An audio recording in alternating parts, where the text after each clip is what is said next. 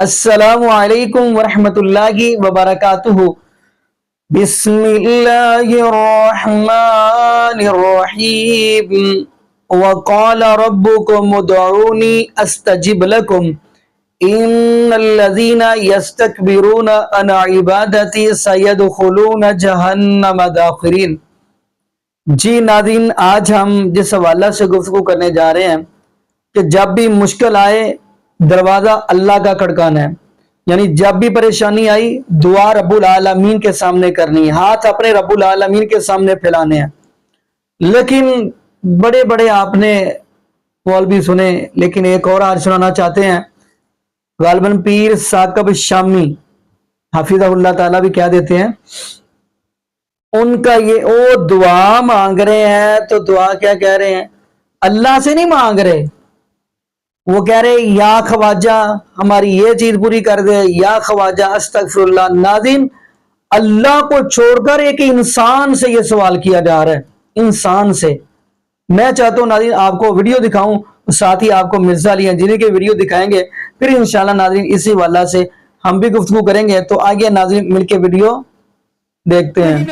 ہم بھی آپ کے غلام، ہم بھی آپ کے نوکر ہیں، آپ کی بارگاہ میں حاضر ہیں، اگرچہ برے ہیں، اگرچہ گندے ہیں، اگرچہ احقر ہیں، اگرچہ نکمے ہیں، اگرچہ گنہگار بدکار سیاہکار ہیں، جو کچھ بھی ہیں آپ کے غلام ہیں، ہمیں قبول فرما لیجئے۔ ہم خواجہ خواجگان کی بارگاہ میں عرض کرتے ہیں، خواجہ خواجگان آپ ہمارے لیے دعا کیجئے۔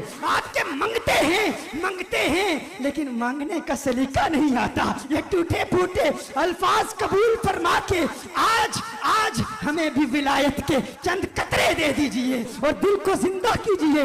آپ تو مردے زندہ کرتے ہیں، خواجہ غریب نواز ہم آپ کی بارگاہ میں حاضر ہیں، ہمارے دل مردہ ہو گئے ہیں، ہمارے دلوں کو زندگی بخشیے، ہمارے دلوں کو زندہ کیجئے۔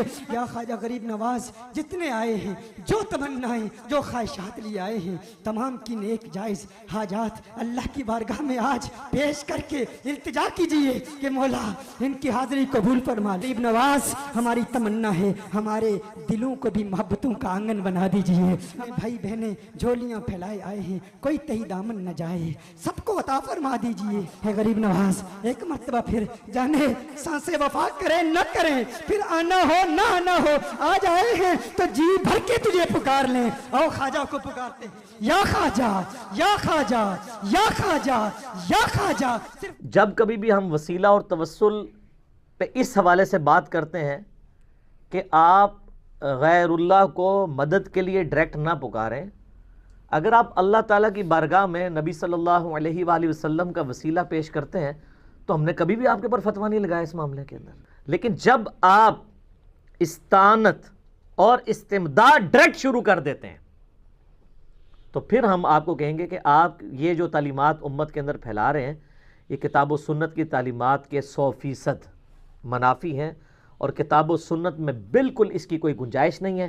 مناجات والا جو معاملہ ہے ان سے کہیں کہ نبی صلی اللہ علیہ وآلہ وسلم نے کلیئر کٹ جب یہ بات ارشاد فرما دی، جس حدیث کی طرف آپ نے اشارہ کیا اس میں نے ڈالی ہوئی ہے، جامعہ ترمذی میں کتاب الدعوہ چیپٹر میں انٹرنیشنل نمبر کے مطابق 3372 ہے، اور سنن ابی داؤد میں کتاب الصلاح چیپٹر میں انٹرنیشنل نمبر کے مطابق 1479 ہے کہ آپ صلی اللہ علیہ وآلہ وسلم نے فرمایا الدعاء هو العبادہ، دعا ہی تو عبادت ہے۔ اگر دعا عبادت نہیں ہے تو اور پھر کون سی چیز عبادت ہے؟ یعنی اس لیے آپ دیکھیں دعا اتنی امپورٹنٹ عبادت ہے کہ اللہ تعالیٰ نے ایاک نعبد و ایاک نستعین، اے اللہ ہم صرف تیری ہی عبادت کرتے ہیں اور غائب میں مدد کے لیے صرف تجھی کو پکارتے ہیں۔ ایک تو ظاہری اسباب ہیں وہ تو آپ لے سکتے ہیں، کافر سے بھی لے سکتے ہیں، وَتَعَامَنُوا عَلَى الْبِرِّ وَالتَّقْوَى وَلَا تَعَامَنُوا عَلَى الْإِثْمِ وَالْعُدْوَانِ۔ لیکن ایک ہے کہ آپ ہستی سامنے موجود نہیں ہیں اس طریقے سے اور آپ اس کو پکار رہے ہیں، مثلا میں آپ کو کہتا ہوں مجھے پانی پلا دیں تو ٹھیک ہے، لیکن آپ فیصلہ آباد میں بیٹھے ہیں اور میں کہتا ہوں انجینئر صاحب مجھے پانی پلا دیں، انجینئر صاحب مجھے پانی پلا دیں، چاہے آپ زندہ ہیں یا مردہ ہیں۔ جب میں آپ کو یہ سوال کر رہا ہوں یہ غائب میں پکارنا ہے، یہ ایاک نستعین کی وائلیشن ہے اور خالصتاً شرک ہے۔ اگر یہ شرک نہیں تو اور کون سا شرک ہے؟ میرے آقا نے فرمایا انی واللہ ما اخاف علیکم ان تشرکوا بعدی ولکن اخاف علیکم ان تتنافسوا فیہا۔ ہے میرے امتیوں مجھے اللہ کی قسم مجھے میرے بعد تمہارے شرک میں مبتلا ہونے کا کوئی خوف نہیں۔ آقا کو تمہارے شرک میں مبتلا ہونے کا کوئی خوف نہیں۔ آقا اللہ کے نام کی कसम इरशाद फरमा के कहते हैं कि जो कल पढ़ता है, कलमा तौहीद पढ़ता है, वो शिरक नहीं करता। जो ख्वाजा की बारगाह में आता है, इश्क के जाम पीता है, वो तौहीदी होता है, वो मुशरिक नहीं होता। ये उम्मत तौहीद है, ये उम्मत ख्वाजा की इबादत नहीं करती। ख्वाजा का वसीला पेश करते हुए हम ख्वाजा को पुकारते हैं, या ख्वाजा, या ख्वाजा, या ख्वाजा। अब आ जाए मेरे भाइयों उस हदीस की तरफ जिसको आउट ऑफ कॉन्टेक्स्ट कोट किया जाता है। वो कहते हैं जी बुखारी में हदीस है। बिल्कुल है, वो हदीस पूरी पढ़ के सुनाए और उसकी एक्सप्लेनेशन करें। सही बुखारी और सही मुस्लिम दोनों के अंदर हदीस मौजूद है। सैयदना उक़बा इब्न आमिर रज़ियल्लाहु तआला अन्हु कहते हैं कि नबी सल्लल्लाहु अलैहि वसल्लम ने अपनी वफ़ात से 1 महीना पहले ग़ज़वा उहद के शुहदा पर उनकी शहादत के ऑलमोस्ट 8 साल के बाद दोबारा से जाकर नमाज जनाजा पढ़ी उनके कब्रिस्तान में, और आपने खुतबा कब्रिस्तान में दिया क्योंकि इबरत वाला खुतबा था। और बुखारी मुस्लिम के अल्फाज हैं कि नबी इस्लाम हमसे इस तरह गुफ्तगू कर रहे थे जिस तरह आप जिंदों और मुर्दों दोनों से जुदा हो रहे हैं, यानी वो कब्रिस्तान भी था हमसे भी। और आप सल्लल्लाहु अलैहि वसल्लम ने फरमाया कि देखो मुझे अपने बाद तुमसे ये खतरा तो अब बाकी नहीं रहा कि तुम शिर्क करने लगो, अलबत्ता मुझे इस बात का डर है कि तुम दुनिया की माल की मोहब्बत में फंस जाओगे। और फिर आगे अल्फाज हैं कि फिर उस माल की मोहब्बत में तुम एक दूसरे को कत्ल करोगे जिस तरह अगले लोगों ने कत्ल किया, और फिर तुम भी तबाह बर्बाद कर दिए जाओगे जिस तरह अगले लोग तबाह बर्बाद कर दिए गए। वलियाज़ु बिल्लाहि ताला। और ये हदीस कोई आज की तो नहीं है, ना ये हदीस कोई देवबंदी बरेलवी अहले हदीस शिया इख्तलाफ के बाद सामने आई है। ये हदीस तो पहले से मौजूद थी बुखारी मुस्लिम में, और अल्लाह के फजल से आज से ऑलमोस्ट 600 साल पहले बुखारी की शुरुआत लिखी गई हैं जिनके पाए की दोबारा कोई शरह सामने नहीं आई, और ऑलमोस्ट आप समझ लें फ्रीज हो चुका है ये मामला। पहली शरह इब्न हजर अस्कलानी की फतहुल बारी है, अल-मुतवफ़ा 852 हिजरी, एक शाफ़ी आलिम है। ये शाफ़ी वो मुक़ल्लिद वाले नहीं, स्कूल ऑफ थाट वाले। और दूसरी शरह है अल्लामा बदरुद्दीन आइनी की, अल-मुतवफ़ा 855 हिजरी, उम्दतुल कारी। जनाब आप फतहुल बारी उठाएं, उम्दतुल कारी उठाएं, दोनों ने इस हदीस की शरह में कि मुझे तुमसे ये ख़तरा नहीं कि तुम मेरे बाद शिरक में मुब्तला हो जाओगे, मगर ख़तरा है कि दुनिया के माल में फंस जाओगे, लिखा है। उन्होंने कहा कि इसमें कोई शक नहीं है कि ओवरऑल उम्मत शिरक से बच के रही है, लेकिन इसके बावजूद कई गिरोह ऐसे हैं जो कलमा गो होकर भी, मुसलमान होकर भी शिरक में मुब्तला हुए हैं। लिहाजा इस हदीस में जो बिशारत है वो इस एतबार से है कि पूरी उम्मत मुशरिक नहीं होगी। मुझे तुमसे शिरक का खदशा नहीं, यानी मुराद ये कि तुम सारे मुशरिक नहीं हो जाओगे मेरे बाद, पूरी उम्मत नहीं मुशरिक होगी, हाँ चंद लोग हो जाएंगे। और ये कौन लिख रहा है? इब्न हजर अस्कलानी और बदरुद्दीन आइनी। उन्होंने तो खैर लिखा, मैं इसको बुखारी मुस्लिम से प्रूफ करूंगा इस बात को कि उन्होंने बिल्कुल ठीक लिखा कि पूरी उम्मत नहीं होगी। अल-मुस्तदरक लिल हाकिम में सही सनद के साथ हदीस है 399 नंबर कि नबी इस्लाम ने फरमाया कि मेरी उम्मत कभी भी गुमराही पर जमा नहीं होगी, जमात पर अल्लाह का हाथ है। यानी पूरी उम्मत गुमराह नहीं होगी। बनी इसराइल तो सारे ही गुमराह हो गए थे ना, लेकिन मेरी पूरी उम्मत गुमराह नहीं होगी। जो सुन्नह नबी दाऊद में भी हदीस है कि मेरी उम्मत के 72 फिरके दोज़ख में जाएंगे, एक जो है ना वो हक पे कायम रहेगा। अल जमाआ, उम्मत की मेन स्ट्रीम। 72 कलमा गोई हैं जो दोज़ख में जा रहे होंगे। फिर बुखारी और मुस्लिम दोनों में हदीस है कि मेरी उम्मत का एक गिरोह क़यामत तक हक पर कायम रहेगा, कोई नुकसान पहुंचाने वाला उनको नुकसान नहीं पहुंचा सकेगा, वो गालिब रहेंगे यहां तक कि क़यामत कायम हो जाए। एक गिरोह, बाकियों के लिए तो कह दिया 72 जब कह दिए दोज़ख में है तो एक के लिए। लिहाजा वो जो हदीस है ना, मुझे तुमसे शिर्क का खदशा नहीं मगर दुनिया में मुब्तला हो जाओगे, तो वो जो शिर्क के खदशे से पाक है ना वो एक ही गिरोह है, लेकिन दुनिया की मोहब्बत में हो जाएगा। और उसमें कई लोग होंगे जो नहीं भी होंगे। जो कह रहे हैं शिर्क खत्म हो चुका है, उनकी भी आप हठधर्मी का लेवल देखें कि बिल्कुल नंगा और उरियां शिर्क होते हुए देख के भी انہوں نے آنکھیں بند کی ہوئی ہیں۔ کیا اس وقت اہل تشیع کے ممبروں پر ان کا جو ایک خاص سکول آف تھاٹ ہے نصیریہ، ان کے ذاکرین قابض نہیں ہیں اور وہ اعلانیہ نعوذ باللہ علی اللہ حسین جل جلالہ یہ الفاظ استعمال کرتے ہیں، علی رازق، علی خالق، نعوذ باللہ، اور باقاعدہ اہل تشیع کے علماء نے ان پہ کفر کے فتوے دیے ہیں؟ تو وہ ہے تو مسلمانوں کا ہی گروہ ہے نا، یہودی عیسائیوں میں سے تو نہیں وہ آئے، مسلمانوں کا ہی گروہ ہے۔ تو کلمہ گو بھی ہے، اللہ کے نبی علیہ السلام کو بھی آخری پیغمبر مان رہا ہے، اس کے باوجود سیدنا علی کے بارے میں بھی اس طرح کی بات کر کے، تو وہ کلمہ گو مشرک کیا وہ نہیں ہے؟ اہل تشیع خود مانتے ہیں کہ ہاں جی ہماری صفوں میں کلمہ گو مشرک موجود ہیں۔ سید جواد نقوی صاحب نے باقاعدہ کہا ہے کہ اعلانیہ شرک ہے، تو وہ کلمہ گو مشرک ہے نا، ان کو آپ کافر مشرک تو نہیں کہیں گے۔ کافر مشرک تو ہوں گے یہودی، عیسائی، ہندو، بدھسٹ، یہ تو کلمہ گو مشرک ہے نا۔ اور اہل سنت کے ہاں بھی صوفیاء کے اندر پہلے تو یہ طبقہ بہت بڑے لیول پہ تھا، ابھی بھی اس کی باقیات جو ہے وہ جاہل صوفیاء کے اندر موجود ہیں، حلولیہ، جن کا یہ عقیدہ ہے کہ اللہ تعالیٰ انسان کے اندر حلول کر جاتا ہے، نعوذ باللہ من ذالک۔ اور یہ اتنا ایک مانا ہوا عقیدہ ہے صوفیاء کے ہاں کہ تصوف پہ جو پہلی باقاعدہ کتاب لکھی گئی فارسی زبان کے اندر، عربی میں تو اس سے پہلے بھی کتابیں موجود تھیں، فارسی زبان میں کشف المحجوب لکھی گئی، علی بن عثمان حجویری المتوفا 465 ہجری، انہوں نے تصوف کے 12 فرقے لکھے ہیں، اور اس میں انہوں نے لکھا کہ 10 جو ہیں یہ حق پر مبنی ہیں اپنے فروعی اختلافات کے باوجود، لیکن جو آخری 2 ہیں نا وہ گمراہی پر مبنی ہیں، اور ان میں سے انہوں نے ایک کہا حلولیہ، جن کا یہ عقیدہ ہے کہ اللہ انسان کے اندر حلول کر جاتا ہے، نعوذ باللہ۔ تو یہ حلولیہ کو تو خود صوفیاء اہل سنت کے گمراہ کہتے ہیں۔ تو یہ حلول کا عقیدہ کیا شرک کا عقیدہ نہیں ہے؟ حادث کو قدیم سے الگ کرنے کا نام توحید ہے، حادث ہم ہیں اور قدیم اللہ ہے۔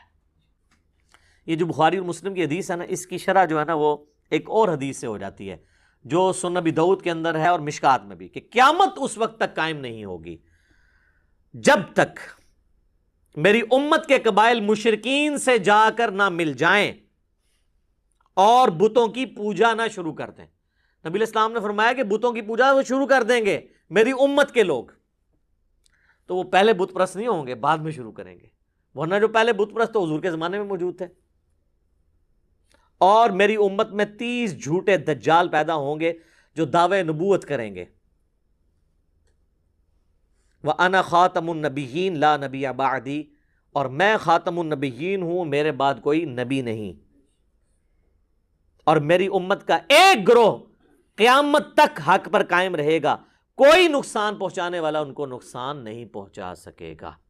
یہ جو آخری الفاظ ہیں نا یہ وہی ہیں جو بخاری اور مسلم میں تھے، اور پوری حدیث سے پتہ چلا کہ امت میں گمراہیاں آئیں گی لیکن ایک گروہ حق پر قائم رہے گا۔ تو وہ ایک گروہ کے لیے بشارت ہے کہ وہ شرک میں نہیں مبتلا ہوگا، باقی سب کے سب کسی نہ کسی فارم میں چلے جائیں گے۔ تو یہ اس حدیث کی شرح احادیث کی روشنی میں نے کی، اور بزرگوں کے اقوال تو میں نے پہلے بتا دیے ہیں فتح الباری سے اور عمدۃ القاری سے، تاکہ کسی کو وہم نہ آئے کہ یہ اپنی کوئی ذاتی تفسیر بیان کر رہا ہے۔ اس کے علاوہ کئی ایک احادیث ہیں جو ہماری اس ڈاکٹرن کو سپورٹ کریں گی۔ اس میں ایک ٹاپ آف دا لسٹ وہ حدیث ہے جو بخاری اور مسلم دونوں میں موجود ہے۔ نبی صلی اللہ علیہ وآلہ وسلم نے فرمایا کہ تم بھی اگلے لوگوں کی پیروی شروع کر دو گے، قدم با قدم، بالشت بر بالشت، حتیٰ کہ اگلے لوگوں میں سے اگر کوئی لوگ گوہ کے سوراخ میں داخل ہوئے تو تم بھی وہی کام کرو گے۔ صحابہ کرام علیہم رضوان نے پوچھا یہ اگلے لوگوں سے مراد کیا یہود و نصارہ ہیں؟ تو آپ صلی اللہ علیہ وآلہ وسلم نے فرمایا کہ اگر وہ لوگ مراد نہیں ہیں تو پھر کون سے لوگ مراد ہیں؟ یعنی یہود و نصارہ والی خرابیاں تمہارے اندر آئیں گی۔ اس کا شان نزول جو ہے وہ جامعہ ترمذی میں موجود ہے، شان ارشاد، وہ حدیث مشکات کے اندر بھی موجود ہے کہ نبی صلی اللہ علیہ وآلہ وسلم غزوہ حنین کے موقع پر اپنے اصحاب کے ساتھ جا رہے تھے، راستے میں ایک درخت دیکھا جسے ذات انواد کہا جاتا تھا، اور مشرکین جنگ پہ جانے سے پہلے اپنا اسلحہ اس کے اوپر لٹکاتے تھے جنگ میں برکت کے لیے کہ ہمیں اس کی برکت سے فتح نصیب ہو جائے گی، جس کی باقیات آج تک ہیں۔ آپ بھی درباروں پہ جو درخت ہیں ان کے اوپر آپ مختلف کلرز کی ٹاکیاں اور وہ جو ہے وہ کپڑے کے ٹکڑے باندھتے ہیں. تو صحابہ نے کہا کہ یا رسول اللہ آپ بھی ہمارے لیے کوئی اس طرح کا ایک درخت مقرر کر دیں کہ ہم بھی وہاں پہ برکت کے لیے اسلحہ لٹکائیں. تو نبی علیہ السلام کو جلال آیا، فرمایا سبحان اللہ، اللہ پاک ہے، معذوف تھا عما یشرکون، ہر اس شرک سے جو اس کے ساتھ منسوب کیا جاتا ہے. پھر آپ نے فرمایا تو تم نے وہی بات کر دی جو موسیٰ علیہ السلام کے ماننے والوں نے کی تھی. پھر نبی علیہ السلام نے سورۃ الاعراف کی آیت نمبر 138 تلاوت کی کہ موسیٰ علیہ السلام کے اصحاب جب ان کے ساتھ ایک بت کے پاس سے گزر رہے تھے جس پہ لوگ دھیان کر کے بیٹھے تھے، انہوں نے کہا آپ بھی ہمارے لیے کوئی اللہ کا ایک بت مقرر کر دیں کہ ہم اس پہ دھیان کریں. تو نبی علیہ السلام فرمایا جو تم نے مجھ سے برکت کے لیے درخت کی ڈیمانڈ کی ہے نا، یہ جسٹ لائک اسی طریقے سے ہے جیسے موسیٰ کے اصحاب نے اللہ کا بت مانگا تھا. اب کسی نے نہیں کہا یا رسول اللہ ہم کو یہ تو نہیں کہہ رہے ہم نے درخت کے آگے جھکنا ہے، ہم نے تو برکت لینی ہے. یہ کہتا ہے نہیں جب تک وہ 7 اذان نہ لگ جائیں شرک نہیں ہوگا. وہ تو نماز بھی نہیں لگتے پوری طریقے نال، تو تھوڑی تو نماز بھی نہیں ہوتی. کہانیاں بنائی ہوئی ہیں، صحابہ کو نہیں یہ پتا تھا کہ یا رسول اللہ ہم تو برکت کے لیے کہہ رہے ہیں، صرف اسلحہ ٹچ کرنا ہے، آپ ہمیں پکڑ کے بتوں کے اوپر ڈال رہے ہیں کہ یہ بت کھڑا کر رہے ہیں، ہم آپ کے تربیت یافتہ ہیں، ہم نے کہاں سے. پھر آپ نے وہاں پہ فرمایا کہ تم بھی اگلے لوگوں کے پیچھے چل پڑو گے. یہ وہی حدیث بخاری اور مسلم کی، اس کی شرح، شان نزول، شان ارشاد یہ ہے. یہ فیشن کے بارے میں نہیں، شرکی ایکٹیویٹیز کے بارے میں. اور واللہ وہ شرکی ایکٹیویٹیز جن کو آپ ماننے کے لیے تیار نہیں ہوں گے کہ شرکی ہیں. آپ کو یہ کہا جانا ہے کوئی درخت ہے اس کے ساتھ لوگ برکت کے لیے کوئی چیز ٹچ کرتے ہیں، آپ کہیں گے جی بدعت کہنا، جی اس کو شرک تو نہ کہیں. نبی علیہ السلام تو کہہ رہے ہیں یہ تو بت کے مترادف ہے. یہ آپ نے فرق دیکھا ہے؟ امام الموحدین صلی اللہ علیہ وآلہ وسلم کی تربیت آپ کوئی موقع نہیں جاننے دیتے تھے. یہ تو حدیث جو ہے نا وہ تو حضور کی وفات سے 1 مہینہ پہلے کی ہے کہ مجھے تم سے شرک کا خدشہ نہیں، اور وہ میں نے بتایا آؤٹ آف کانٹیکسٹ یہ کوٹ کرتے ہیں. ہم آپ کو نبی علیہ السلام کی بیماری کے دنوں کی پھر حدیث بتا دیتے ہیں، 5 دن پہلے کی، 2 دن پہلے کی، 1 دن پہلے کی.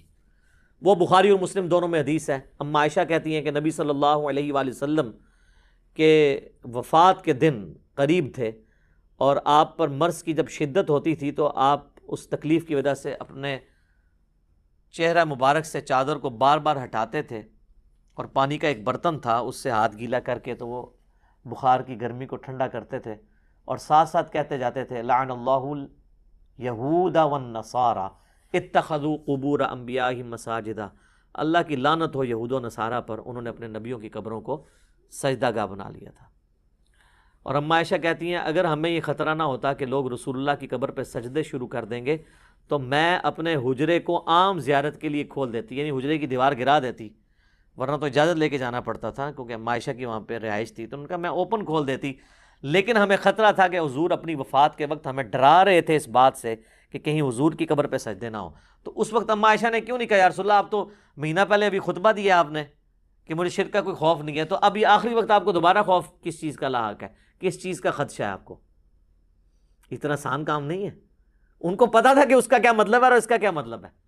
اور صحیح مسلم میں تو الفاظ ہیں کہ نبی علیہ السلام نے اپنی وفات سے 5 دن پہلے، 5 کے الفاظ ہیں، خطبہ دیا اور فرمایا آگاہ ہو جاؤ، اگلے لوگوں میں سے جب کوئی نبی فوت ہو جاتا تھا یا کوئی نیک بندہ، لوگ اس کی قبر پہ سجدے شروع کر دیتے تھے، اور میں تمہیں منع کرتا ہوں کہ میرے ساتھ یہ کام نہ کرنا. کسی نے نہیں کہا یا رسول اللہ آپ کو کیا ٹینشن ہے، آپ کو اللہ نے گارنٹی دے دی ہے کہ آپ کی امت شرک نہیں کرے گی. اور پھر وفات کے دنوں میں مسند امام احمد میں اور الموطا امام مالک میں، مشکات میں یہ حدیث موجود ہے، نبی علیہ السلام دعا کیا کرتے تھے اللہم لا تجعل قبری وثنا یعبد، اے اللہ میری قبر کو ایسا بت نہ بننے دینا کہ لوگ اس کی عبادت کریں.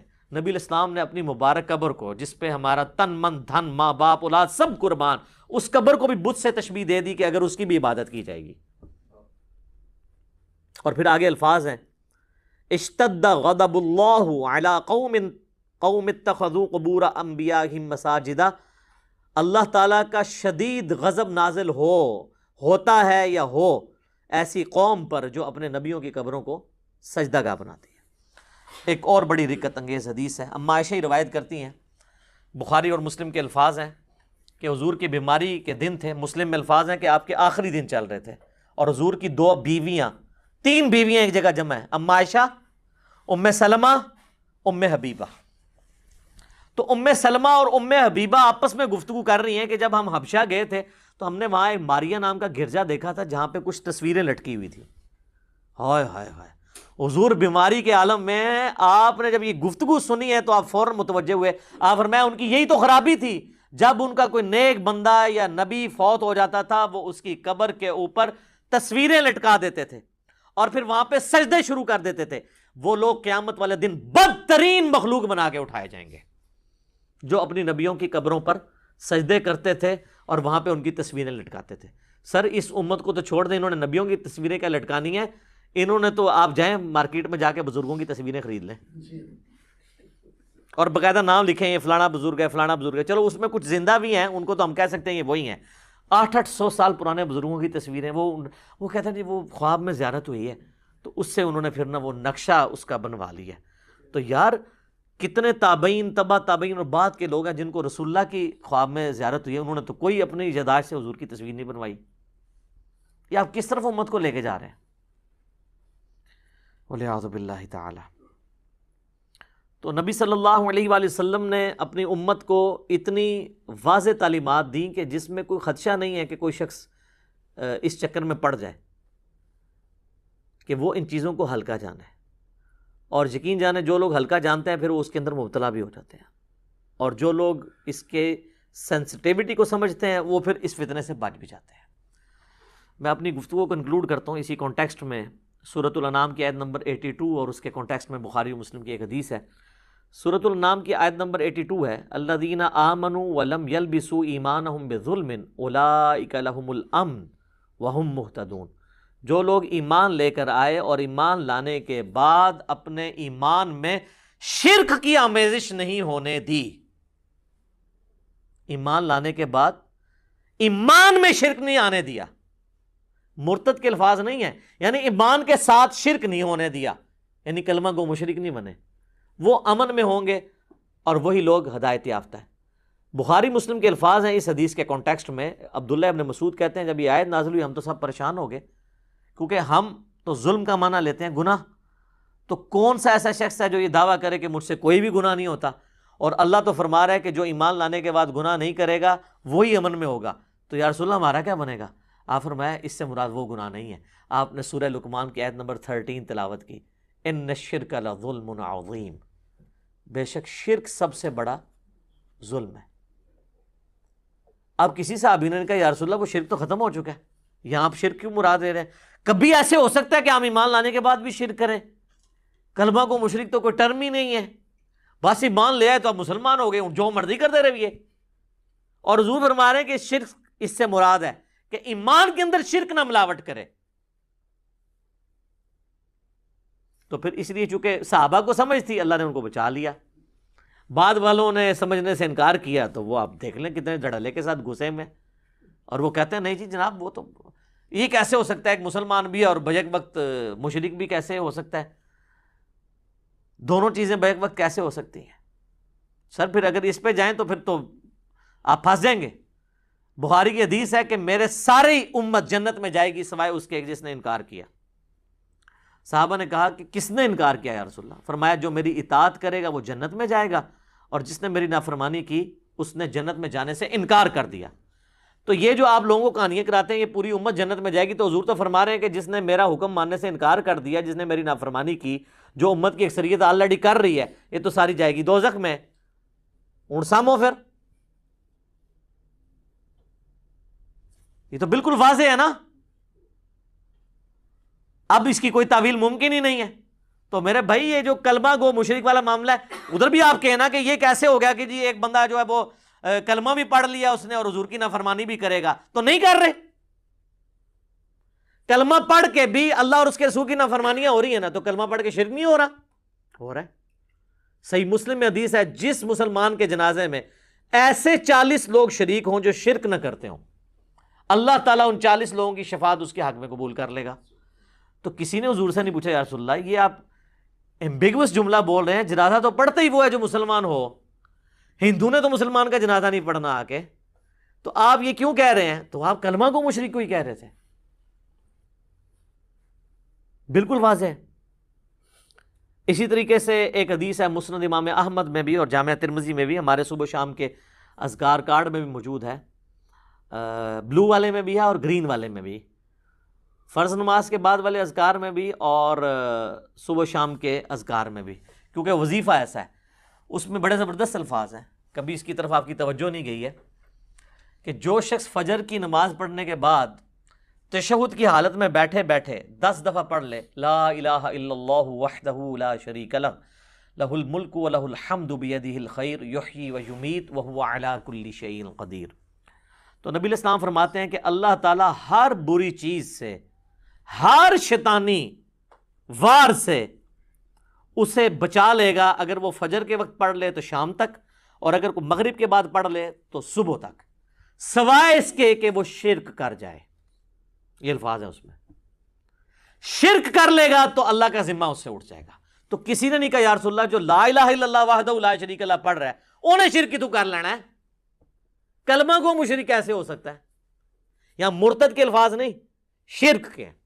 مرتد والا تو معاملہ الگ ہے، وہ تو آپ سارے مانیں گے کہ جی فتح مکہ پہ کئی لوگ مسلمان ہوئے جو نبی علیہ السلام کی وفات کے بعد سیدنا ابوبکر کے دور میں مرتد ہو گئے، بخاری مسلم میں حدیث موجود ہے، اور بخاری مسلم میں انہی کے بارے میں حدیث موجود ہے، اصحابی اصحابی، میرے حوض کوثر پہ لوگ لائے جائیں گے، میں پہچانتا ہوں گا اور میں انہیں کہوں گا مجھ سے دور ہو جاؤ، تم نے میرے بعد میرے دین کو بدل دیا۔ اور اس حدیث میں تو باقاعدہ ابن ابی ملیکہ کے کمنٹس ہیں کہ اللہ ہم تجھ سے دعا کرتے ہیں کہ تیرے نبی کی وفات کے بعد ان کے دین سے الٹے قدم نہ پھیریں۔ جی ناظرین، آپ نے یہ ویڈیو ملاحظہ فرمائی، یقین مانیے یہ شرک نہیں تو اور کیا ہے، اور شرک کتنا بڑا ظلم ہے۔ فرمایا وَإِذْ قَالَ لُقْمَانُ لِابْنِهِ وَهُوَ يَعِظُهُ يَا بُنَيَّ لَا تُشْرِكْ بِاللَّهِ وَإِنَّ الشِّرْكَ لَظُلْمٌ عَظِيمٌ، شرک بہت بڑا ظلم ہے، شرک اتنا بڑا ظلم ہے کہ اللہ پاک فرماتے ہیں ہر انسان کی معافی ہو جائے گی، مشرک کی نہیں۔ نبی نوح علیہ السلام نے جب کشتی تیار کی، اللہ پاک نے کیا فرمایا؟ فرمایا جوڑا جوڑا سوار کرو، لیکن شرط یہ ہے کہ مشرک سوار نہیں کرنا، چاہے بندروں کا جوڑا کر لو، خنزیروں کو کر لو، لیکن مشرک سوار نہیں کرنا۔ دیکھیں مشرک ہے ہی اتنا بڑا ظالم کہ اللہ پاک نے نبی نوح علیہ السلام سے بھی کہہ دیا کہ آپ نے مشرک کو سوار نہیں کرنا۔ لیکن یقین مانیے پھر حیران کی اس چیز کی ہے کہ ایک رب العالمین کا در چھوڑ کر ایک عام بندے یعنی انسان اور قبر کے اندر وہ چلا گیا، اس سے یہ مانگا جا رہا ہے۔ اللہ میری توبہ استغفر اللہ۔ جبکہ جتنے بھی انبیاء ان کے اوپر مشکل آئی ہے تو انہوں نے اللہ کے سامنے ہاتھ پھیلائے ہیں۔ اب دیکھیں نبی ایوب علیہ السلام سے بڑھ کر کسی کو پریشانی نہیں آ سکتی، جسم بیماری کے ساتھ ہے، تو نبی ایوب علیہ السلام نے دروازہ اللہ کا کھڑکایا ہے۔ کیا نبی ایوب علیہ السلام حضرت آدم کو نہیں پکار سکتے تھے؟ نبی نوح علیہ السلام کو نہیں پکار سکتے تھے؟ نہیں۔ قرآن کیا کہتا ہے؟ وَأَيُّوبَ إِذْ نَادَىٰ رَبَّهُ أَنِّي مَسَّنِيَ الضُّرُّ وَأَنْتَ أَرْحَمُ الرَّاحِمِينَ، اللہ مجھے یہ پریشانی آ گئی، اللہ مجھے یہ دکھ آ گیا، اللہ یہ مجھے پریشانی، اس بیماری نے مجھے گھیرا ڈالی، اللہ تو بچا، تو میرے اوپر رحم کر، اللہ شفا تو نے دینی ہے۔ تو اللہ نے فاستجبنا له، اللہ فرماتے ہیں میرے ایوب تو نے میرا دروازہ کھڑکایا، مجھے پکارا مشکل وقت، میں تیری دعا کو قبول کر لیا۔ نبی یونس علیہ السلام دیکھ لے، مچھلی کے پیٹ کے اندر چلے گئے، وَظَنُّونَ إِذْ ذَهَبَ مُغَاضِبًا، ندی مچھلی کے پیٹ کے اندر آپ نے بڑی بڑی جیلیں دیکھی ہیں، سلاخوں کے اندر ان میں سے سانس بھی نکلتا ہے، کھڑکیاں بھی لگی دیکھی ہوں گی، باریاں لگی بھی دیکھی ہوں گی۔ نبی یونس علیہ السلام اس جیل کے اندر چلے گئے، مچھلی کے پیٹ کے اندر، جہاں پہ سلاخیں نہیں ہیں اور باریاں نہیں ہیں اور کوئی بھی الماری نہیں لگی جہاں سے سانس نکلے، کوئی جنگلہ وغیرہ نہیں لگا۔ تو نبی یونس علیہ السلام کیا کہہ رہے؟ اللہ الہ الا انت سبحانک انی کنت من الظالمین۔ نبی مشکل وقت کے اندر اللہ کو پکارتے ہیں، ہمارے محبوب علیہ السلام بھی مشکل وقت کے اندر اللہ کو پکارتے ہیں، استستغیثون ربکم، سورۃ انفال کی آیت۔ لیکن ناظرین آپ کو یہ بھی بتاتا چلوں، اللہ پاک نے قرآن پاک کے اندر یہ بات کہہ دی، لَقَدْ كَانَ لَكُمْ فِي رَسُولِ اللَّهِ أُسْوَةٌ حَسَنَةٌ، میرے محبوب علیہ السلام کی زندگی آپ کے لیے بہترین نمونہ ہے۔ جیسے نبی کو مشکل آئی تو رب کی کنڈی کھڑکائی، نبی کی زندگی کا بہترین نمونہ ہمارے مطلب یہ ہے کہ اگر نبی اللہ کا دروازہ کھڑکاتا ہے تو امتی کو بھی اللہ کا ہی دروازہ کھڑکانا چاہیے، اللہ سے ہی مانگنا چاہیے۔ باقی نانی یہاں پہ ہم دعا کرتے ہیں اللہ پاک ایسے لوگوں کو سمجھ عطا فرمائے، اور اللہ پاک ہمیں نبی پاک صلی اللہ علیہ وسلم کی شریعت کے مطابق زندگی گزارنے کی توفیق دے، اور اللہ پاک ہمیں 5 وقت کا پکا اور سچا نمازی بنا دے۔ جتنے بھی بے اولاد جوڑے ہیں اللہ پاک سب کو نیک نورینہ صحت تندرستی والی ایمان والی لمبی زندگی والی اولاد عطا فرما دے۔ جزاکم اللہ خیر، احسن جزا۔ السلام علیکم ورحمۃ اللہ وبرکاتہ۔